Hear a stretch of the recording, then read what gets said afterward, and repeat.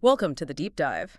Today we're tackling something really important, how you can navigate the financial world more safely. We're going deep into spotting potentially bad advice, those pesky hidden fees, and, the marketing tactics that can sometimes lead you astray. And for this, we're drawing on some heavy hitters, John Bogle's Common Sense on Mutual Funds and Benjamin Graham's classic, The Intelligent Investor. That's right. And our mission here is really to pull out the key wisdom from these books. We want to help you become a more informed, more protected investor, not just knowing what to do, but really understanding why and how to see those potential traps. Okay, so let's unpack this. One of the first things both Bogle and Graham point out is this built-in tension in the financial industry, a conflict of interest. Absolutely. It's fundamental. John Bogle, the Vanguard founder, he didn't mince words. He basically said, when the profit motive comes into conflict with fiduciary responsibility, greed wins and profits triumph. Oh. He pointed out that very few firms, like his own Vanguard or TAACRF, actually operate without a profit motive. Which allows them to genuinely put investors first, give them that fair shake he talks about. Exactly. Whereas most other fund companies, well, they are set up to make profits, even while they say they serve investors. Yeah. There's an inherent conflict there. And Graham, he echoes this. He sees the good in mutual funds, sure, but he's also really clear about their flaws. He notes, because of their imperfections, most funds underperform the market, overcharge their investors, create tax headaches, and suffer erratic swings in performance. Wow. So right off the bat, it's clear that what's good for the salesperson or the fund company isn't automatically what's best for you. Precisely. That's the starting point. And this is where it gets really interesting, doesn't it? Because financial salespeople, they often know how to tap into our basic human psychology, that urge to chase what's hot. Oh, definitely. We all feel it. Graham gives us a really solid way to think about this, though. He says, a stock is not just a ticker symbol. It is an ownership interest in an actual business with an underlying value that does not depend on its share price. He warns against, and I love this phrase, trading as if your underpants are on fire. Huh. Yeah, that frantic buying and selling. Right. And he called out specific speculative formulas like the January effect. These things always promise quick, easy money. It won't hurt a bit. But they fizzled out. It's all about chasing price, not value. And then Bogle adds his concept of reversion to the mean. This is huge. He stresses there's basically no evidence. None that superior past performance is predictive of future success. None. That's a strong statement. It is. And he backs it up. Look at Legg Mason Value Trust. Amazing run, right? Beat the S&P 500 for 15 years straight, 91 to '05. You'd think that was the golden ticket. You would. But then, bam, from 2006 to 2008, it fell behind the index by a staggering 43 percentage points. 43. It just shows how yesterday's winners, well, they often revert back. That really hits home. Graham called this kind of thinking new era investment, didn't he? Where people thought the price of a stock didn't even matter anymore. Yeah, which he called incredibly absurd. It was all built on these super optimistic guesses about future earnings growth, projecting way out into the future, relying on the miraculous workings of compound interest on shaky ground. Sort of like building a fantasy. Pretty much. And Graham warned about getting too fancy with the math. He said, the more elaborate and abstruse the mathematics, the more uncertain and speculative are the conclusions. Simple arithmetic, basic algebra. That's what's dependable for investing, he argued. Keep it simple. Okay, so chasing hot stocks and complex forecasts is risky. What about costs? The fees that chip away at your returns? How big a deal is that, really? It's a massive deal. Bogle hammered this point home relentlessly. Costs matter. Seriously matter. Think about it. Your average actively managed equity fund might have an expense ratio around 1.5% per year. Some are even higher, like 2.2%. But compare that to the lowest cost funds, usually index funds, which might charge only 0.2%. You might think, oh, a percentage point, maybe 2, what's the big deal? Bogle shows it's a huge deal over time. That difference compounds dramatically. Right, the compounding works against you with higher fees. Exactly, and that's just the stated fees. Then you have the hidden costs. Bogle highlights portfolio transaction costs. Yeah. Because active funds buy and sell a lot, average turnover is like 80% a year, these trading costs add up. They can easily add another 0.5%, maybe even a full percent or more, to your real annual cost. Wow, so that 1.5% could easily be 2.5% or more in reality. Easily. Graham estimated total costs for a typical fund operating plus trading could hit 3.5 percentage points a year. That's a serious hurdle before you even make a dime. And then there are these things called 12B1 fees, marketing fees, basically. They barely existed in 1980, but by the late 90s, they were averaging 0.40% for many funds, costing investors billions. Billions paid out of your money to market the fund. Bogle points out there's nothing stopping a fund from just raising its main advisory fee and spending that extra money purely on marketing. So you're literally paying them to advertise to you or others. That feels wrong. That's questionable, yeah. It really is. As Bogle puts it, the tyranny of compounding costs.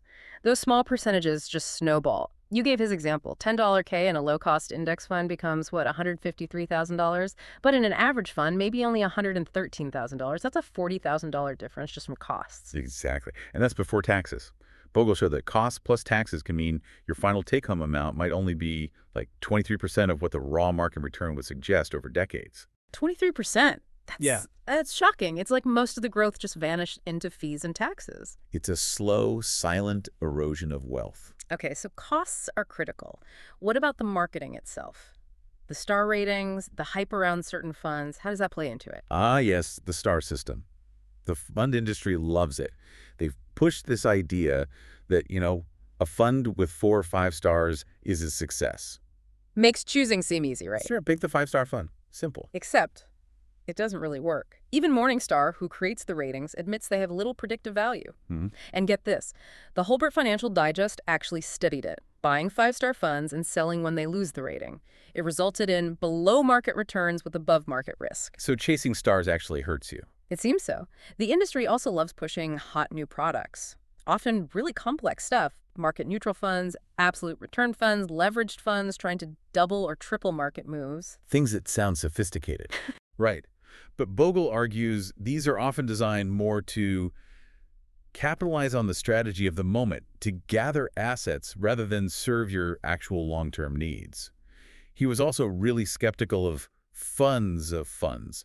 They tend to lag the market and the underlying fund categories, partly because you're paying an extra layer of fees. More fees, more complexity. It all seems to circle back to that conflict we started with, doesn't it? It sounds like success in the industry is often less about actual investment skill and more about marketing, getting the right product in front of people, having those brand names. That's a key insight from Bogle, yes.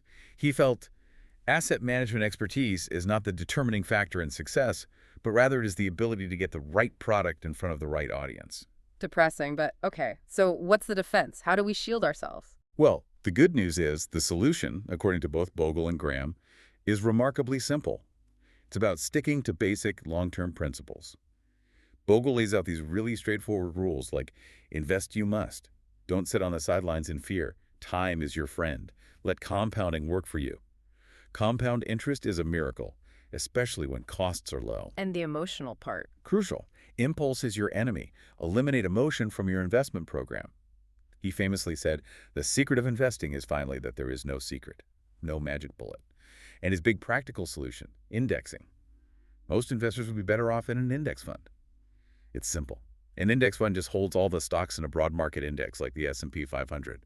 No fancy management needed. Which keeps costs super low. Exactly, like 0.2% total cost versus maybe 1% or much more for active funds. Bogle calculated that low cost alone provides a massive enhancement in annual return over decades. Plus, he showed index funds tend to have lower risk than the average equity fund. And Graham, did he agree on indexing? He did, especially for most people. His core idea was finding stocks cheap relative to their intrinsic value. But he acknowledged that's hard. So for most individuals, he said the ideal choice is a total stock market index fund, a low-cost way to own everything. He really distrusted forecasts. He said investing on the basis of projection is a fool's errand. For most of us, he believed investing on the basis of protection, focusing on avoiding big losses and keeping costs down, is the best solution. Okay, focus on simplicity, low costs, long-term, ignore the noise. Got it. So what are some concrete things you, the listener, can actually do? Great question. First, I look at those mutual fund proxy statements you get in the mail. Bogle points out they often bury proposals to increase fees. Why? Because managers know if you're paying attention, you might object or just take your money elsewhere. Vote with your feet. Your attention matters. Be an engaged owner, not just a passive investor. Exactly. Second, if you use a financial advisor, ask tough questions. Don't be afraid. Ask. How high an average annual return do you realistically expect? Graham thought anything over 8–10% long-term was probably unrealistic hype. Ask for their credentials, Can I see your resume, your Form ADV, and get some references?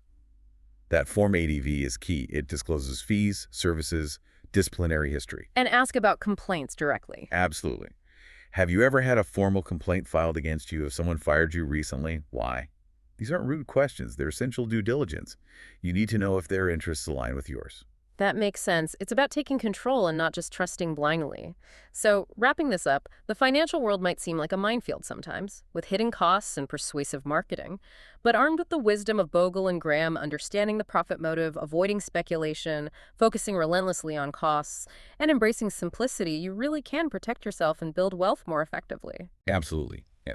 Remember Bogle's insight, drawing on others, that the more simple anything is, the less liable it is to be disordered. Simplicity is resilience. The best shot investors have at a fair shake is when the funds they own are truly run for them, focused on their interests, not just on marketing or profits.